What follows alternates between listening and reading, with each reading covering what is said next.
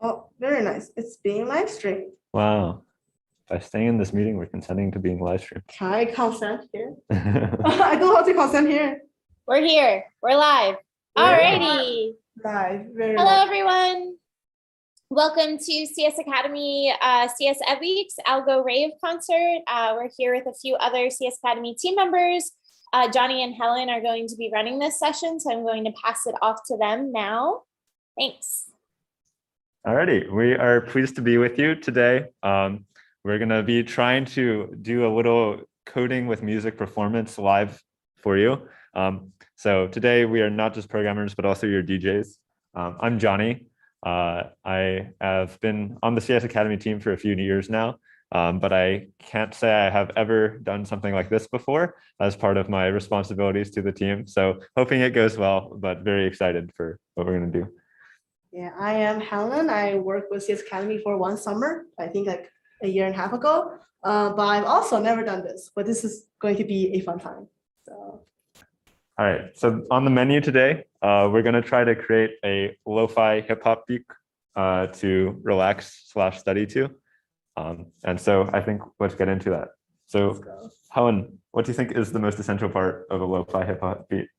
I will say, like, do you know like those like sound effects they play? Like, I don't know, some of them has like those like static effect or like those like vinyl sounds or things like that. All right, so we're going to start by opening Sonic Pi. So Sonic Pi is actually a coding language and environment that allows you to live code music. And so I think the first thing we want to start with is by getting that kind of classic vinyl crackle sound going on in the background. So let's first just take a look at how Sonic Pi actually works. And then we can try to modify what we have to get to that kind of sound. So Sonic Pi, as I said, it's for coding music. So I can do something like write play 70. And if I run this code, it plays a note. And so what we can do here is we can start tweaking these numbers around, and we can see that actually gives us various notes that we can play. If we want to play multiple notes, what we can do is we can sleep. And what that does is it waits a certain period, and then we can do something after that. So let's try like play 73. And we can see that actually gives us two notes separated by an amount of time. And if we reduce that amount of time, you can see it goes a little bit faster. That's kind of like a doorbell sound that we have right now. But doorbells are not really lo-fi, I think. No. And so we want to get that vinyl crackle sound. And so for this, we're probably going to want to look at what sounds Sonic Pi actually has available. So there's a few ways we can kind of change what sound we have. Right now we're playing notes. And so what it's playing is it's playing a certain tone determined by this number. And what we want to do is we want to maybe change what instrument it actually uses to play that sound. And so the way we do this in Sonic Pi is use synth. And so the idea why it's called a synth is that these are noises that are actually being synthesized, that are being created like kind of live by the computer. And so right now, I think it's the beep sound. Let's verify that. Yeah, so we can see by default, we're creating this beep noise. But we want to see what else we could do with this. So I don't know, give me a letter of the alphabet. A letter. Let's do, I don't know, H. H. Let's see what we have. We have got hollow and hoover. Which one do you want? There's what? Hollow and hover. I want hollow. Hollow. Let's see what this sounds like. Oh, that's exciting. Okay. That's actually a nice sound. Maybe we could use that later. Kind of lo-fi, right? All right, wait, yeah. You know, so I like the sound, and we're gonna try to put it in a loop. And so the idea here is we want to not have to keep running our code over and over again, but actually get something where it just keeps running on repeat. So let's try to make that happen. So I'm gonna put another sleep 0.5 here so that it's evenly spaced, because these are gonna be running in sequence. And so we wanna make sure we're sleeping after every note. And the way we can put this in a loop is we can say live loop. And then we have to give it a unique name. What's a unique name for this thing? What would you call this? Unique name. Hollow sound. That's very hollow sound. Not creative. Hollow sound. Should we descriptive naming? Should we use camel casing here? I don't actually know what the standard is. Let's do camel casing. All right. So here we're capitalizing the S so that we can tell that these are two different That's words. coding style. Okay. Live loop, hollow sound, and then we're going to say do, and then everything we want to do, we're going to indent here, and then we're going to put an end right here to signify that's the end of our loop. And now let's try playing this. And now we can see it's running in a loop. And the cool thing is here, if we change something, like we change let's try Hoover. Let's see what that sounds like. Now we're actually getting in real time.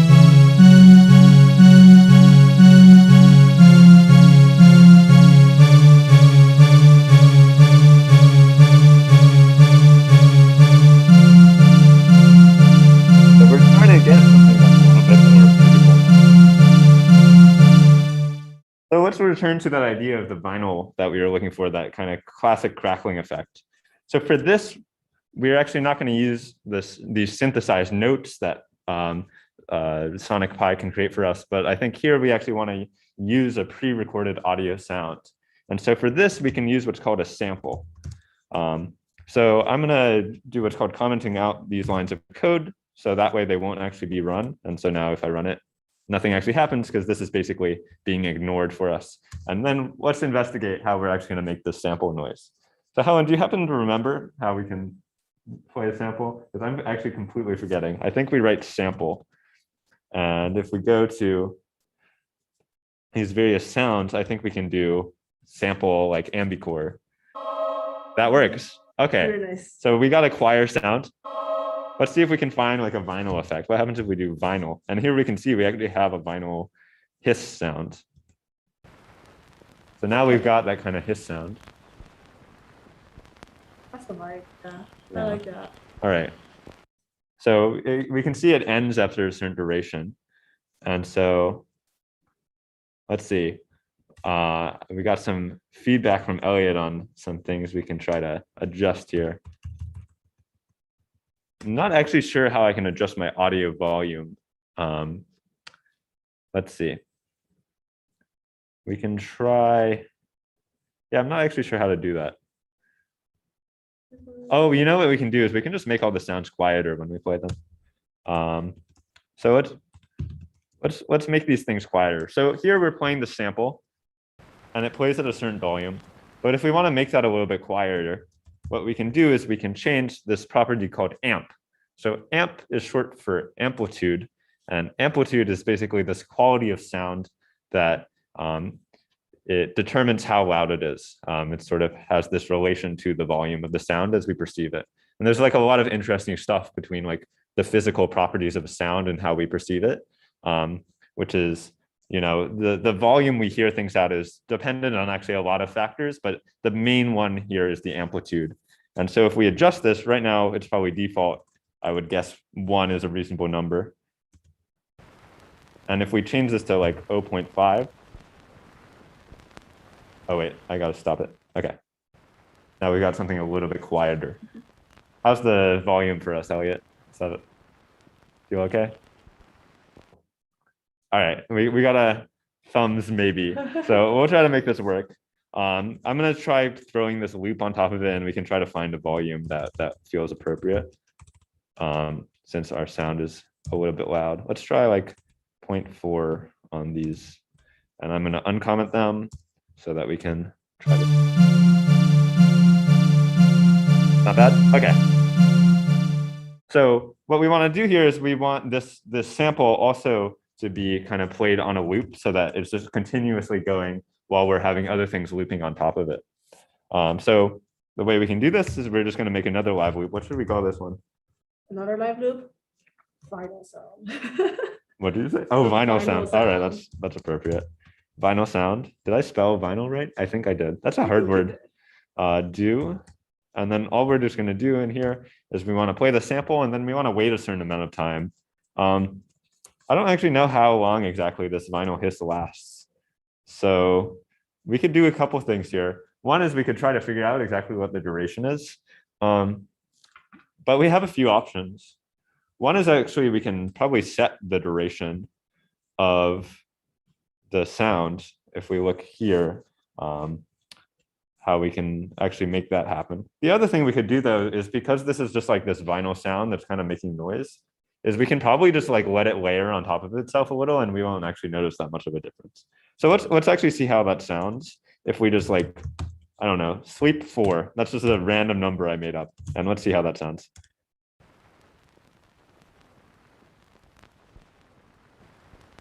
Yeah, I think that's working. That's fine. I think. All right, so I won't bother to try to figure out how long this sound actually is. Okay, so we got our vinyl bass, and I think the next thing we want is piano chords to kind of give us some music here. So here we were looking at how we can add some notes on top of it. Make it a little bit more. And so we can change the sound like we saw to a piano. All right, so we got something here, but these are individual notes that are being played together. And so what we're trying to achieve is harmony, where we have multiple notes that are played simultaneously. And so the way we can do that is actually if we just write 2 notes, like 2 plays in sequence, but we don't have any sleep after them. What will happen is that we won't wait any time before playing the next note, so they'll be played together. So if we do like play 76, and see what this sounds like. Ooh, kind of fancy. Very jazzy all of a sudden. It's kind of like Jaws a little bit. Yeah. It's just a little bit more happy, I think.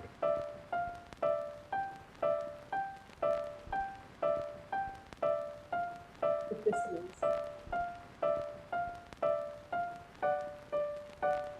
I think, That's just getting happier. yeah, that's not quite the lo-fi vibe, I think. Okay. So we got something going here. We got like a little loop, but I think we want like full chords. And so Sonic Pi actually gives us a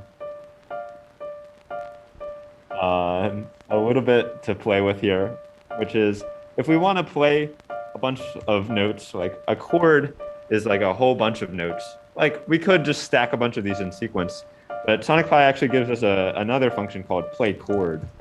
This one's nice because it actually allows us to more easily write that code that will play a bunch of notes. So one thing we might want to do is we can actually give it, I think, a list of notes. So here I can specify multiple notes. Like, let's try that. 70, 73. I'm just picking numbers. It's a little bit opaque, like how the numbers actually correspond.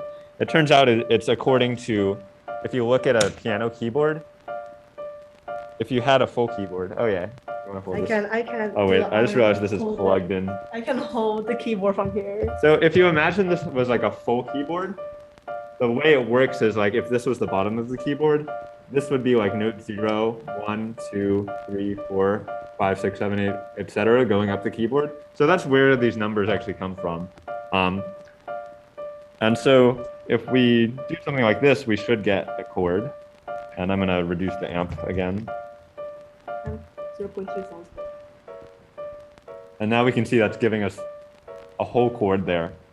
But as I was saying, these numbers are a little bit obtuse, which is that if you are a musician, then you're probably used to naming notes with certain letter names like C, C, D, E, F, G, A, B, C, and it kind of repeats like that. And so it turns out Sonic Pi actually allows us to name notes in that way. So for example, if I do C4, I'm gonna hope this works. Indeed. So this gives us actually the same thing. And now we can start to replace these with what these actually are, which is C4, I think E flat 4. And then I'm not actually sure what these notes are, so I might get this wrong. What would this be? G flat, maybe? 4. Not quite. That's very, very deep now. The sound. Voltage.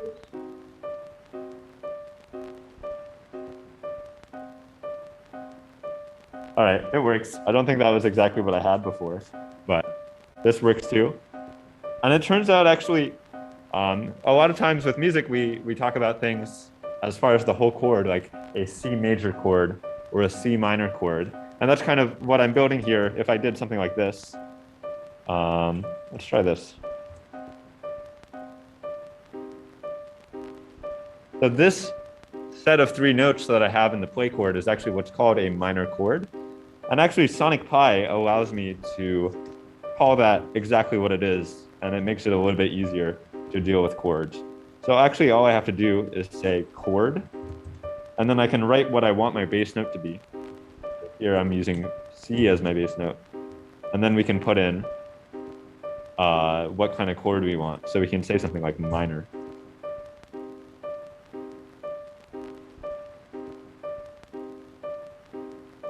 So that gives us the same thing. And if we want to get jazzy, we can do what's called a minor 7 chord. I actually can kind of hear it. Yeah, a little bit. Let's try moving it up.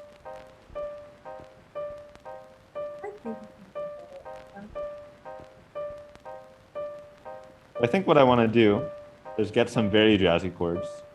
And one way to get very jazzy chords is to take chords and then put other chords on top of them. So let's play with this.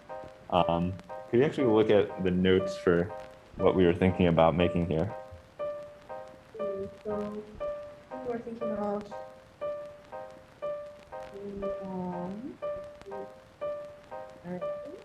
All right, so we're gonna put a C minor. So we want a C minor chord. C5 minor. Oh, let's do C4 minor. Okay. Oop. I need a colon there. And then we're gonna do another chord on top of it. So what would that be? I think it would be a B flat major chord on top.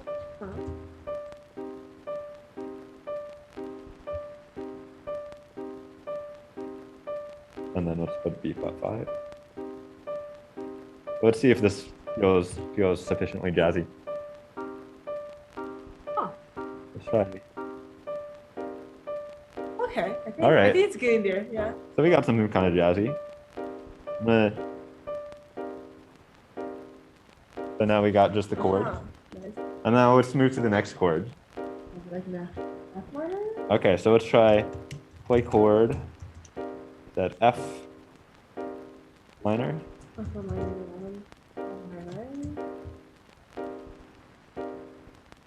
Let's just try that for now.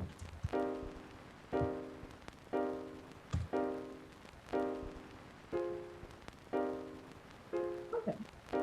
All right. I think I'd like something on top of there. Let's see, what are we actually looking at?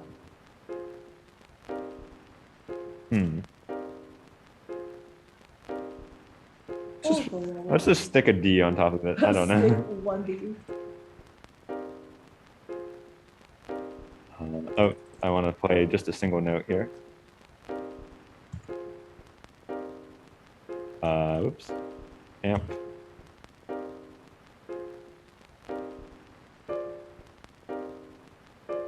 Okay. And then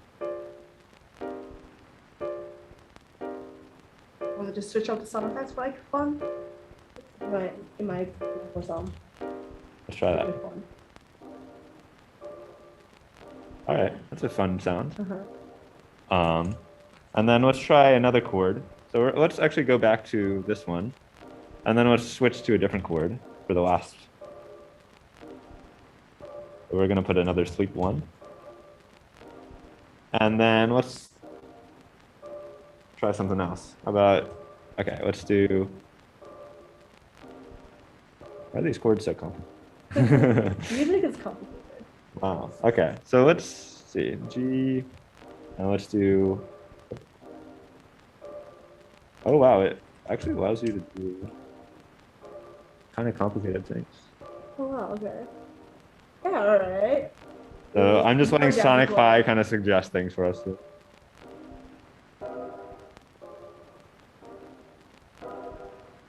Okay, so we've got now this chord loop over the vinyl, and I think we should probably look to add some more to this because we said we're making a beat.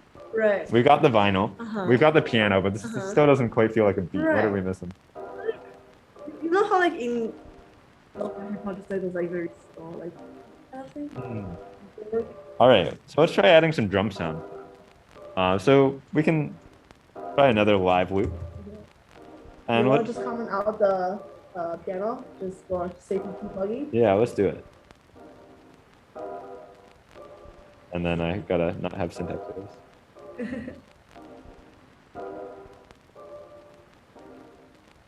Kind of still going. I'm not sure. Did you stop? I think maybe what I have to do is I have to comment out. There we go. So I was commenting out the whole live loop, so then it was just kind of letting it keep going because I didn't realize I wanted it to change what that actually was. Nice. Okay, so let's make kick drum sound. So the kick drum is that kind of low sound that like enforces the beat. And so let's try something where we just maybe play it on every one beat. So I'm gonna try using a synth maybe. So they don't actually have a kick drum sound, which makes me feel like we should use a sample here. Do you have any kick drum sound ready to go? That's a great question. So I have some that we could use. So let's see how their inbuilt kick drum sounds first. But we maybe will want something else. This is called electric soft kick. That sounds promising. Let's see what that sounds like.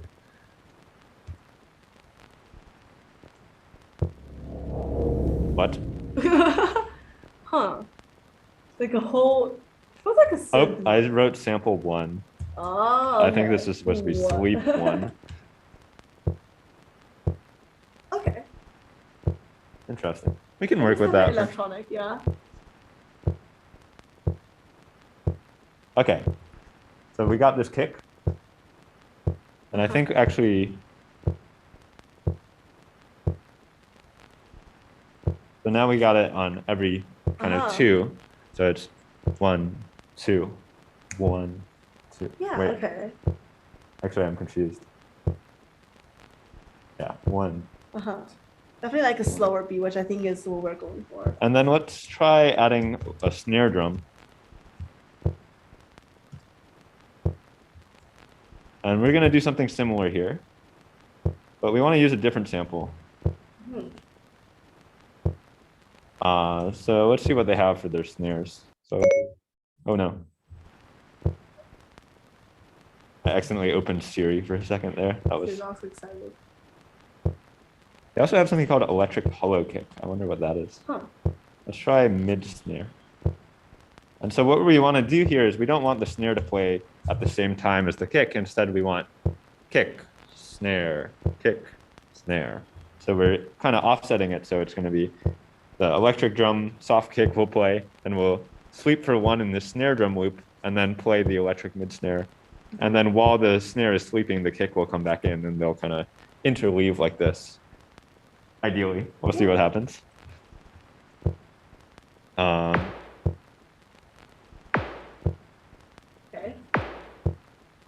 Probably put like an 8th note thing going on here. Yeah, I'm not sure exactly. There we go. Okay. I know what you did. So I think I had to resync it a little bit because we Yeah. started the kick drum at a different time as the snare. Okay, this feels like has a steady rhythm going on now. I think next thing is maybe some kind of hats, which are the little cymbals that drummers hit. I'm not a drummer, so I don't really know what I'm doing here. If there's any drummers in the live chat, can like give us better ideas on any techniques. Right. I would appreciate that. I very much am not a person who feels very confident in their percussion abilities, but so we want to say do, and let's see what they got available. There's one that says cymbal. I'm a little bit suspicious of it. You want to try it? It might be like a very loud, like. I'm afraid. I'm afraid, everyone. Give it like a low amp. That's True. When you're afraid. Oh yeah, I forgot to check the volume on these samples. Let's maybe reduce all of these a little bit just to make sure we're doing okay. And this we're gonna make very quiet because I'm very afraid. Try that. Oh yeah, I'm not a big fan. Oh yeah, this does not give the lo-fi. Yeah, this is vibe. not the lo-fi vibe. So here is where we want to turn to better sounds because Sonic Pi has got a huge library available to us, but we're looking for something that's specific, very specific to what we're looking for, which is that lo-fi vibe. So what we can do is we can actually download samples from the internet of various drum sounds. And so I actually have here, there's this guy called Andrew Huang, who is actually someone who makes YouTube videos about music technology. And he has some free sample packs available that I've tried to look for. So let's see what we can find here. Let's try this one actually and see how it sounds. So I think I've loaded this in previously, but I'm going to check whether that's actually the case. So let's see. So we're going to go to the folder we're in, which is a great question of what folder we're actually in. So I think we're in here. Aha. So here I have this sound called clap, which oh, no, not Apple Music. We want QuickTime. So I like that sound. Let's try it. So in order to load it in, I actually need to get the full file path to it. And I can do that by doing like get info. And if we go here, we can nab it. And so what we're going to say is that our hat sound, we can actually store a variable. And this variable is going to hold the path to our hat. So I guess we called it, this is actually a clap.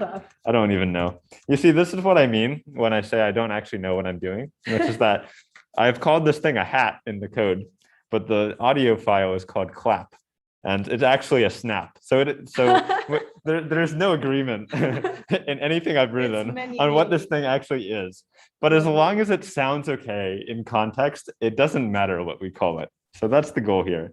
So I've called this thing hat. It's a clap. It's actually a snap. But don't worry about it because we're just going to plug that in here, which is now we'll say hat. And let's see if this works. Moment of truth. Okay. Okay. Well, that's kind of interesting. The hat might be a little bit too dominating. Yeah, I too agree. fast. So let's see if we can slow it down a little bit. Okay. All right, so that's not bad. So I think what we want to do is get a little bit of variation here. And so one way we can do this is to have it, each maybe few beats of this. Right. Maybe you'll change it up, like. Yeah. Something like that. And so one way we could try to do that is we could just make this loop a little bit longer, where I'll leave it. Actually, maybe I won't. We could do something where we do this for a while, and then maybe this time we change it up a little bit, and let's just see what that looks like.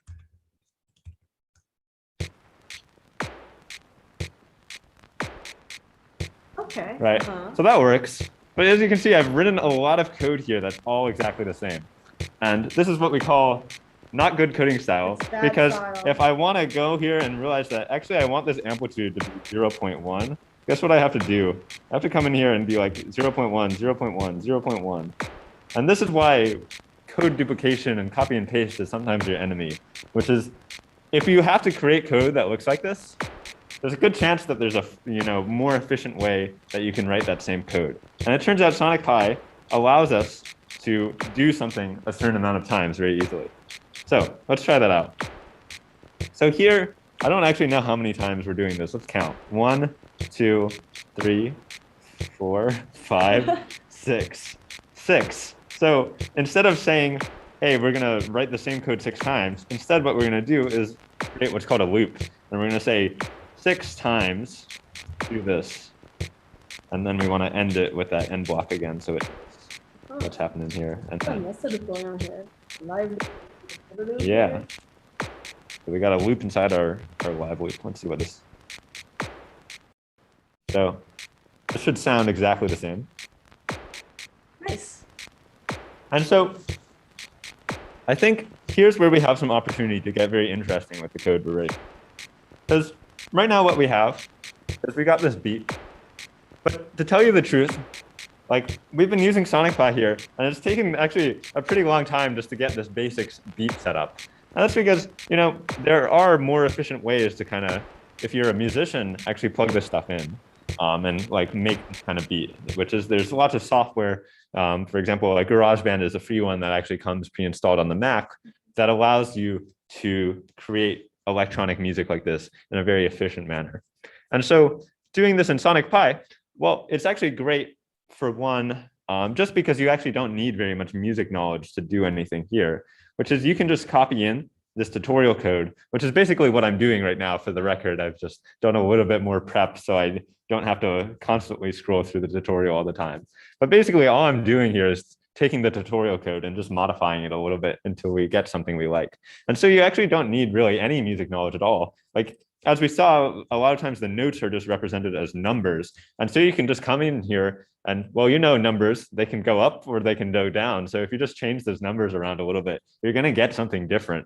You can change in these like sleep values. Everything's here as a number, and you know how numbers work. And so you might not know exactly what changing the numbers can do, but it's very, very low commitment to change a number and to run the code again and see what it does. And so unlike with music where if you're using an actual instrument, either you need some kind of knowledge over that instrument in order to get it to do something interesting a lot of the time. Here we can just kind of come in and tweak it, and it's totally like free disposal. If we get something that we don't like as much, we can just change it back or just change it to something different.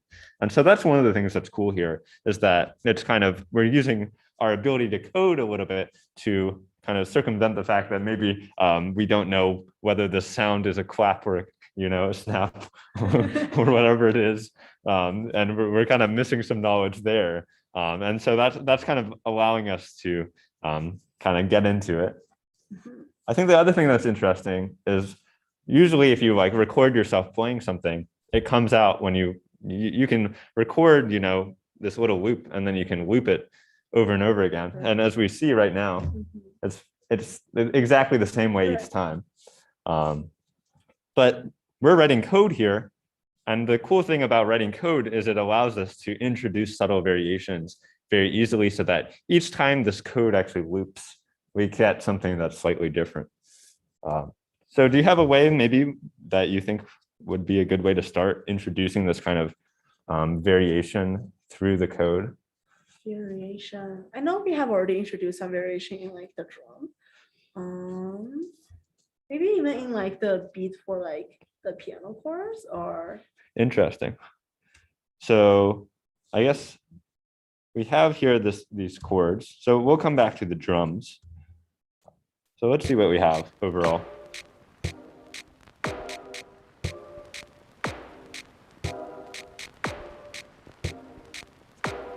So that's not bad, but I think, this is going to get very repetitive, I think, very quickly, or it is repetitive. So it might get a little bit, once you've heard it once, you've actually heard everything there is to hear. So I think what we want to do is we want to get this code to introduce some nice variety for us. So the way, there's actually a few ways we can do this. One thing we could do is change these chords like you're saying. So what are you thinking? Are you thinking that we change what the chords actually are so that sometimes we get a different chord? Maybe that, or like changing that. Okay, changing the timing. So let's try that. So yeah, here we have a lot of opportunity, because one thing that is interesting is that even if you have a real musician record, a loop like this, once you play it over and over again, it sounds the same way each time. And so it's not the same as if you had, like an actual pianist here playing those chords over and over again. This is going to be by nature something that repeats itself the same way each time. Whereas if you actually had someone physically playing here, they would have subtle variations in the way they play it. They wouldn't be able to play it perfectly robotically each time. And so that's actually something that makes the music feel more real, is when you have these like slight imperfections in the timing or in the volume that kind of change things a little bit. So one thing I think we can start with is that the amplitude actually here. Every single chord is played at exactly 0.2 amp, like every single time. And like if you actually had a pianist, playing these chords, there's no way they would actually play them exactly the same way. There would be these subtle variations that would actually make the music feel a little bit more richer because you have that variation. So a very easy thing to change here actually is that we can come in here to this amplitude. And what if we made it randomly vary each time so that it kind of simulated this slight imperfection of the pianist. And then the other thing we can do after that is try going to the timing, which might be a little bit more complicated, but we can try out playing with the timing and seeing if we can shift.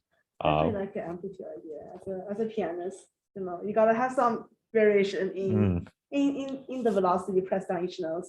Yeah, here we're gonna go for like kind of randomness, which is just like representing like the human aspect to it. But I bet we could be a little bit more thoughtful and maybe choose some chords to emphasize a little bit more. And so maybe we can adjust the random values, and you can maybe give me some guidance on what chords would be the best to emphasize here. So I feel like usually it's like the first and the third beat is like the one you emphasize, and like the second and the fourth beat is like more like quiet. Actually, let's do that before we randomize it. Let's figure out, like you were saying, the first and the third are the ones. So what if we give these ones a little bit more juice? I just realized this one also has just been slightly louder the entire time. Okay, let's try this. I'm going to switch back to the piano sound for now because I think it's a little bit easier to hear. But maybe we'll go back to that hollow noise.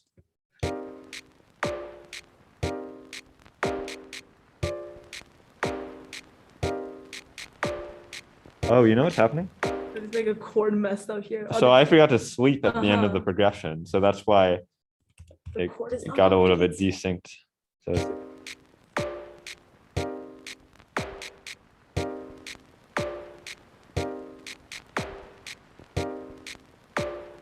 we can even make like the snap sound a little bit quieter. Yeah. An overall harmony. Let's do it. So I guess I could have left it running while I did that. Let's try this. I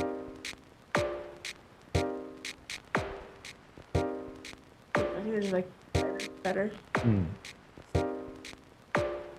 So one thing that might be cool, I'm totally getting derailed here, but that same idea of changing the chord volume, what if we added a little bit of variation to the hat? So instead of 6 times doing this, we did 3 times where we make one a little bit quieter.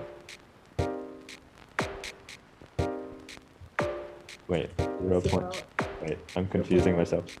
I think I wanted 0. Okay. Let's try something like this. Lighter. Let's see how this sounds. I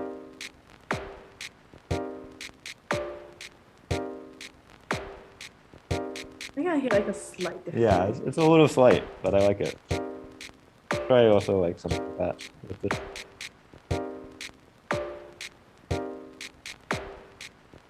Yeah, it's got this a little bit more bounce to it. It like feels less static. I like that. So now let's come in here and let's add some randomness to these chords. So Sonic Pi provides this function called rrand, which you give it a range of values, and it picks a random number from that range. So here, instead of saying just always 0.3, we could say something like 0.2 to 0.35, and we could plug that in here. And actually, you can see I'm duplicating code a little bit here, and so we can do a little bit better than that, which is we can do something like, we could say like hard amp is this value, and then soft amp equals a different value. So here we're going up to, let's try like 0.15 to 0.5. And now I can just say hard amp, and we can say soft amp. And what's going to happen is it's going to plug in that value each time correspondingly, except I want both of these to be hard amp, this one to be soft amp. And what's cool here is that now I can easily adjust all of these parameters very quickly. And it will just change it in one place, and it will change it for everything. Let's see what this sounds like.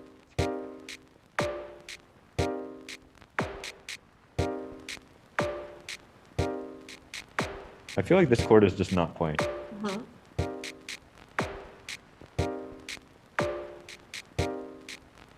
No, it is. Okay. I'm just gonna, for sanity, see. You guys might not be able to see the camera, but both of us are very closely leaning toward the computer to make sure it's actually playing correctly. Well, that is live music debugging for you all. This is like the equivalent of print statement debugging, but with music. Okay.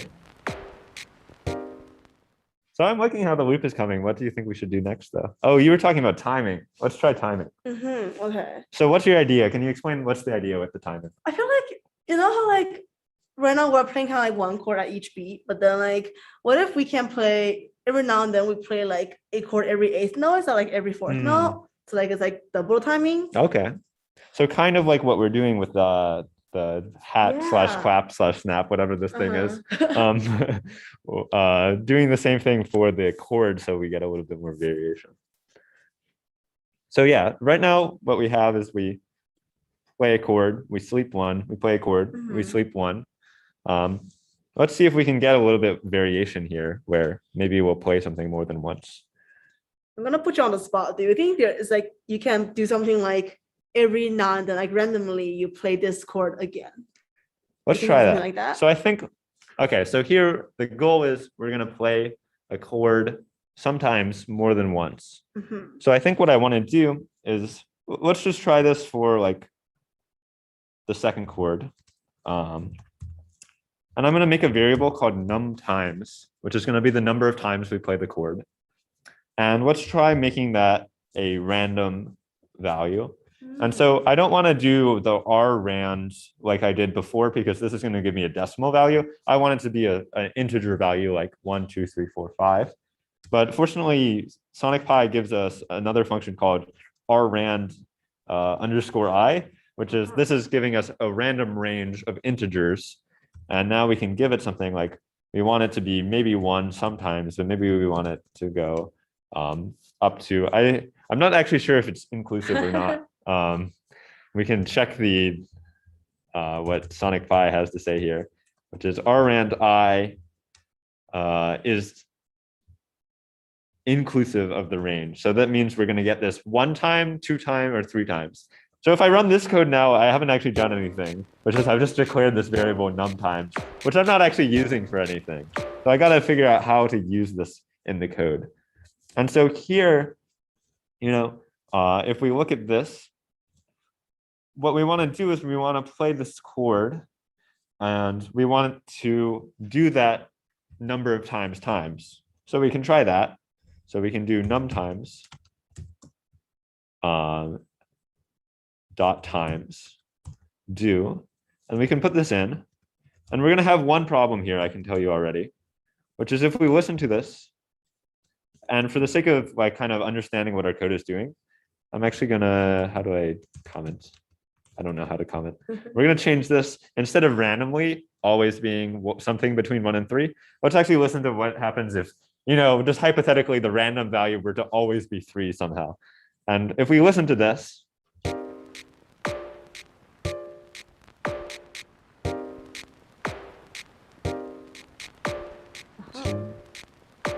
so what's happening is that we're playing the chord 3 times, which actually sounds not too bad. But the problem is that we wanted this to be kind of like playing the chord 3 times within the same amount of space. So it's kind of changing the rhythm.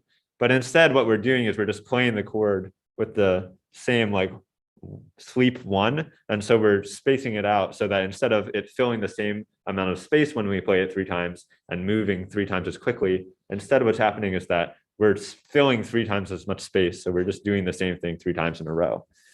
And so if we look at the sleep 1, we can tell, like, imagine I play the chord once, then of course I want to sleep 1. But if I play the chord twice, then what I want to do is I want to sleep half as long so that it still fills the same amount of space when we do it twice. And similarly, if I do it 5 times, then we want each of these sleeps to be 1/5 the value, so that when we add all 5 together, that brings us back to 1. So what I'm going to do here is I'm going to do not sleep 1, but actually sleep divided by the number of times. And now if we listen to this, Interesting. Huh. I'm actually having trouble telling what is happening. Do you think sleep tasting like an even number? Or That's interesting. Let's try the sleep number times 2.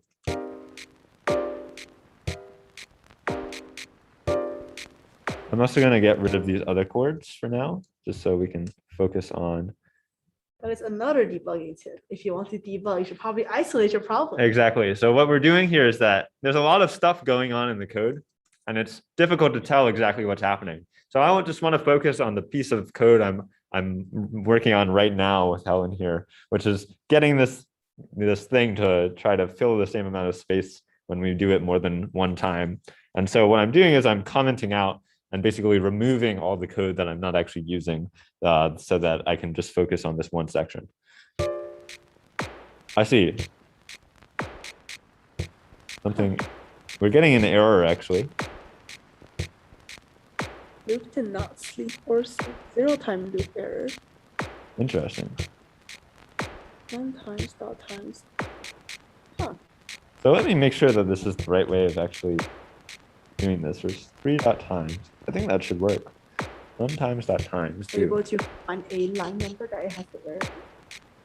Let's see.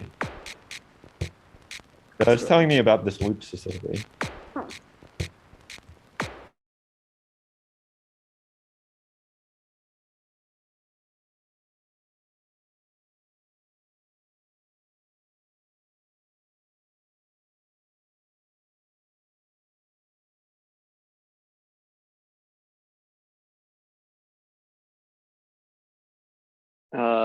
Just, I think you're aware, but you stopped sharing your screen.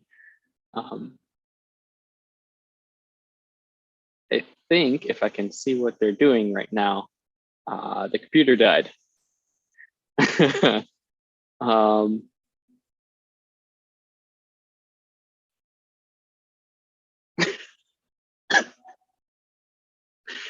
Good old technical issues.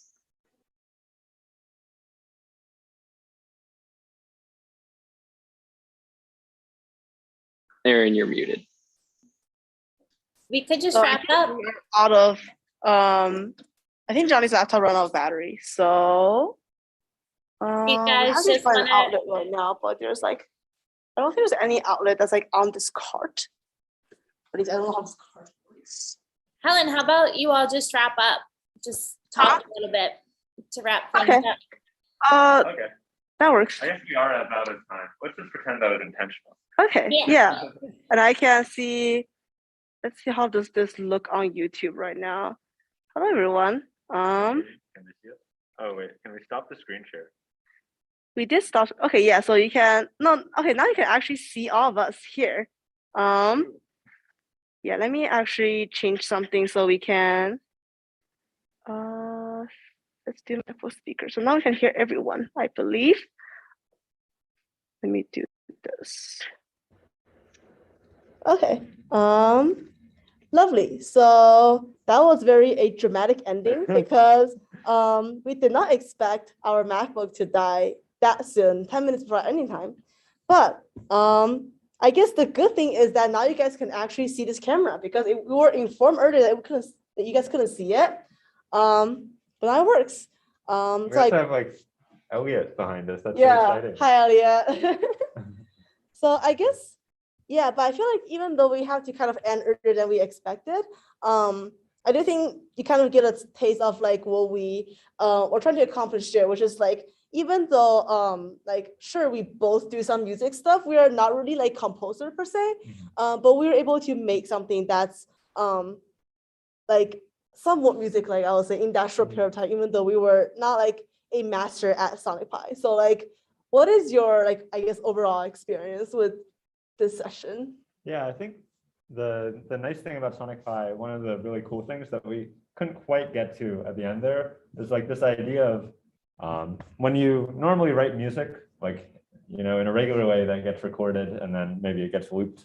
What happens is that it's the same way every time. And what we were getting at there was something that's really cool and unique, which is that you can actually add randomization that means that when you play it, it's actually going to be kind of different each time, which is something you can't really achieve otherwise. This idea that each time this thing loops, we have this loop that was going over and over again. It's going to be slightly different each time. And you can't really do that without something like Sonic Pi or this coding in music. So I think that's one thing that's really neat about it. Yeah, and then I think we also mentioned that like Sonic Pi is like why did we choose Sonic Pi? Did we talk about that? Oh, specifically Sonic Pi. Yeah, Yeah. so there's like a variety of like tools like this that are available. But one thing that's nice about Sonic Pi is it's got this like really great tutorial and it's very easy to get into, which is that I really mean it that you could just download Sonic Pi. This is for the record what happened yesterday was we downloaded Sonic Pi. We were like, how do we use Sonic Pi? And then we were like, let's find out how to use Sonic Pi. They have this tutorial and you just start copying code and playing with it. And suddenly you're already getting some kind of nice sounds. And there's lots of resources online. There's lots of videos. The creator, Sam Aaron, has a YouTube channel where he plays with it and does all sorts of demonstrations. And so there's a lot of resources available online, which is if you thought what we were doing was kind of neat, or you could see how you could probably do it a lot better, then you should definitely play with these kinds of tools because it really is that straightforward to get into. And then let's see, is there anything else that we want to talk about? I guess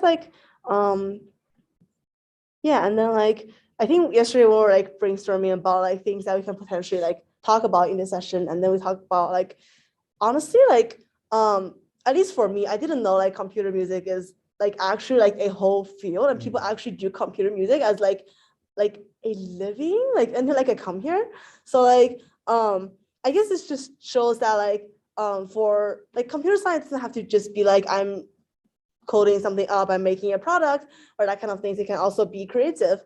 There are like professors at our university, Carnegie Mellon University, that does research on computer music and how we can like incorporate algorithm into like the daily music making things. Yeah, I think that's one of the really cool things happening at CMU is there's a music technology program at CMU that's like looking at all these sort of things. And like I have a story which I think has really inspired me to pursue music technology further, which is I took a class at CMU that was about sound editing and mastering, which is this idea of we're taking recorded, when you record something, the raw recording, you have to kind of stitch it together and, do some work on it to make sure that it meets the quality that you're trying to produce, because the recording isn't always perfect. And so one thing that's interesting is if you ever like listened to a recording of like pretty much any kind of music, even live performances, like if you've ever heard like a recording of like a symphony or an opera or something like that, a lot of times like it will be like the recording of the performance of this opera, and you'll think that's like must be one continuous performance. But a lot of times what they do is they actually stitch together the recordings from multiple nights and showings of that same performance. Because they're like, okay, it sounded a little bit better on this night, so we're gonna take this segment from that night and just kind of yoink it and then stick it together with another segment from another night. And so a big thing that you'll have there is if someone coughs during the recording, this is a really common thing, especially in like classical music, because it's like so quiet and there's lots of people that when you cough, it like really gets captured in the recording. Echoed throughout the auditorium. It totally reverberates and dominates the space. What they'll try to do is you just look for the other night and find hopefully no one's coughed there. And so my teaching assistant for this class, sound editing, was demonstrating how he edits an opera. He was giving this demonstration, and there was a problem because basically on both nights of this recording that he was stitching together, there was this really loud cough. I don't know if the same person went back twice and decided to cough in the same place, but basically you couldn't do that trick of just switch to the other night if someone coughs. And so there are ways around that kind of problem, but instead what he was able to do was there's this tool that he used called Isotope RX, which is what's called an audio repair tool. And what he was able to do with it is it opened this visualization of the actual audio, and he was literally able to take this like little eraser tool like on the screen and just erase the cough out of the audio like completely, and it left everything else unchanged. It just erased the cough. And so that was kind of magical to me to Right. see, like, this is how like computer science Uh-huh. can do things with music, where you're taking something that really like before was maybe not even possible. And if so, like maybe you could do if you like spend a lot of work trying to manually like adjust the audio so that it can do it just right. But this instead uses artificial intelligence to kind of figure out how can you remove the cough from the rest of the sound without changing it significantly. And so there's this idea, it's kind of like the Photoshop for music, that this thing exists, like totally rocks my world. So I think that's super cool. Right. And I can just think of like all the possibilities like going like into the software, right? Like how they use machine learning or artificial intelligence to like make sure that, you know, it doesn't take off any other part of the audio, but just like that chunk that has like someone's, you know, like unwelcome sound in it. So I really like that. I think I didn't know that either before today, I guess. I knew like they will do like the stitching thing, but I didn't know like, you know, if unfortunately just like the same thing happened twice in a row, then like what the music editing people will do. So that's very cool. Yeah, I guess then on that note, I think do you think it may be a good place to wrap up? Yeah, I think so. Yeah, so again, like kind of like an unexpected ending, but at least both of us were having a lot of fun while doing this, kind of just experimenting with Sonic Pi. And I think like it's kind of like similar to like the actual music composing process where we always kind of experiment with like different chords, different rhythm, different sounds. So that was really fun, at least for me. And I hope if anyone sticks through the whole an hour journey with us, I hope that's also fun for you all. And hopefully that like the insights that we provided at the end was also inspiring. And if you're interested in learning more about like CS or like how music and that kind of stuff work, I think even for us, we had like a music module in CS Academy, right? Yeah, in the CS2 application-based curriculum, there actually is a section that's devoted to music. Right. So there's a lot of nice, fun stuff there. So yeah, and it's still like a very much like a evolving field, like even right now as we speak. So like you can always explore more of that in the future. But yeah, then I guess we can just end it here. I hope everyone enjoyed the session, and yeah, have a great day, I guess. carpe diem.